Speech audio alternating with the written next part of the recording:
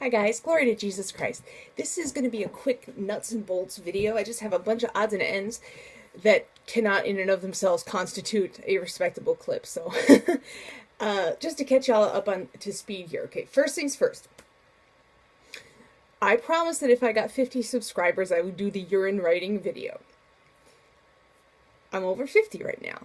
So thank you so much for that, and I have the video in the works. I'm writing it right now, and it's Thursday right now. I'm going to try to record it tomorrow, possibly Saturday, depending, but probably going to have to be tomorrow. So I'm pretty excited about that. And I promise it's not going to be gross or graphic or anything like that. Next order of business. Right, so you know this court thing that's been hanging over my head, right? I'm supposed to go to the New Jersey court to offer some character testimony for somebody who was a former inmate at my home prison, and they keep canceling on him. First, it was because of snow. It's about 2 months ago now. Our forecast was for pretty big snow.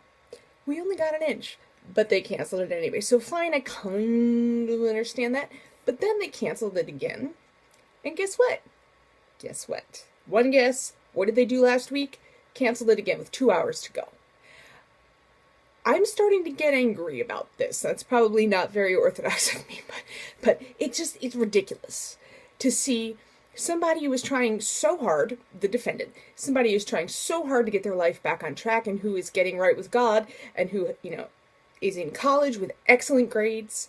He has a full-time job. He's sober. He's been sober for almost a year. And it's like, are you trying to make him revert back to being a heroin addict? It's almost like they're trying to. I know they're not. But I couldn't believe it. And again, I was standing in the bathroom brushing my teeth, and I get this message from him, and he's like, yeah, you're not going to believe it, but they just canceled on me again. Now, my hope and prayer is that perhaps his lawyer seems to think that you can only do that to someone so many times before the court either has to, walk the walk or it has to drop the charges. Now, I don't know for sure if that is true, but I'm, praying that it is, because this has just gone beyond acceptable. And this lawyer even said, in 10 years of practicing law in this state, I've never seen anything this ridiculous. It's just evil. So that's the only court update I have right now, for better or for worse. So we're just praying for, of course, God's will to be done, but hopefully that will is not going back to jail. So we will see about that. Thirdly, you know how a couple weeks ago there was this drama, this Code 99 at the prison, and there was somebody got dragged out of a certain block with blood coming down his face? And, well, I found out 2 weeks ago. I don't know why I'm only mentioning it now, but I found out about 2 weeks ago. I found out what happened. By the way, first popsicle of the season. Otherwise, my tongue is not normally dark brown. Anyway, turns out that I was correct, that the inmate who had attacked another inmate was this individual who was facing the death penalty for stabbing somebody over 70 times. But I didn't know where he had stabbed him or using what. This is so prison, and it's so nasty. He used a ballpoint pen. Can you imagine that? It's a blunt object, just like that. Fortunately, the other inmate is okay. I mean, he might have needed some kind of stitches, but he did not die. So glory to God for that. But I guess the reason that this just weirds me out so much is because this guy who perpetrated that attack, he had just been in church with us about 20 minutes before he did that. So it's like, you never know.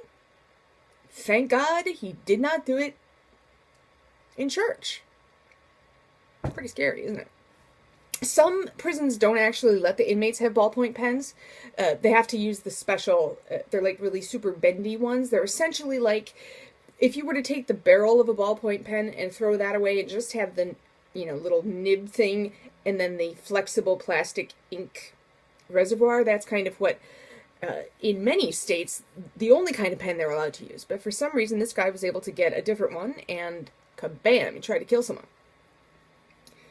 And that's a nasty thing, too. Here's what I've been learning about prison weapons. You gotta respect us in some way, at least I do. Ingenuity in prisons is off the hook. I was talking to a friend of mine who was recently released from a federal prison, And I was like, tell me, what are the craziest weapons that you've ever seen that people make to, like, protect themselves? And one of them that he mentioned was somebody had kitchen duty, and I don't know if they broke the microwave or if it was already broken, but they removed the turntable, you know, the Lazy Susan inside the microwave.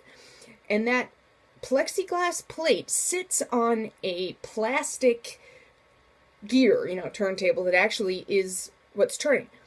He broke off part of that turntable thing. So essentially he had, let's see, he had a piece of sharpened plastic that was kind of like this. I'm not flipping you off, by the way. This is going to make sense in a minute.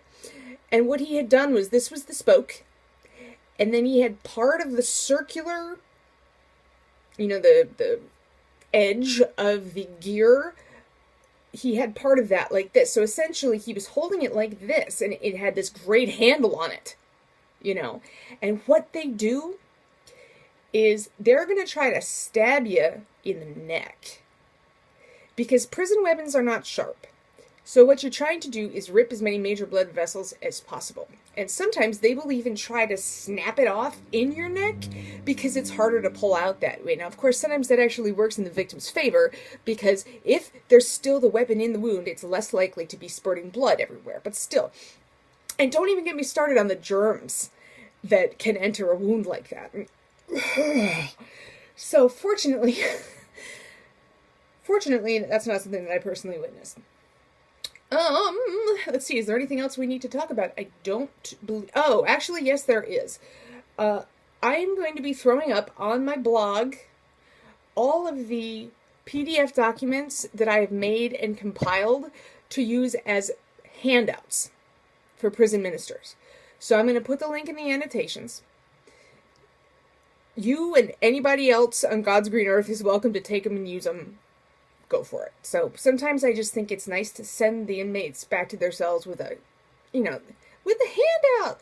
But it's nice for them to have that reminder of church, and it's nice for them to have some of those, access to some of those prayers that are not found in the Bible. So I'm going to throw everything I have up on the blog, and then I'm going to keep making stuff. So this will be updated fairly regularly. Anyway, that's all for now.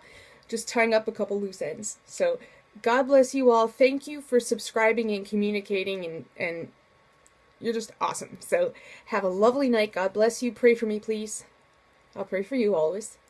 And I'll see you in the next video, which may or may not contain urine writing. Positive thoughts. Okay, that's all for now.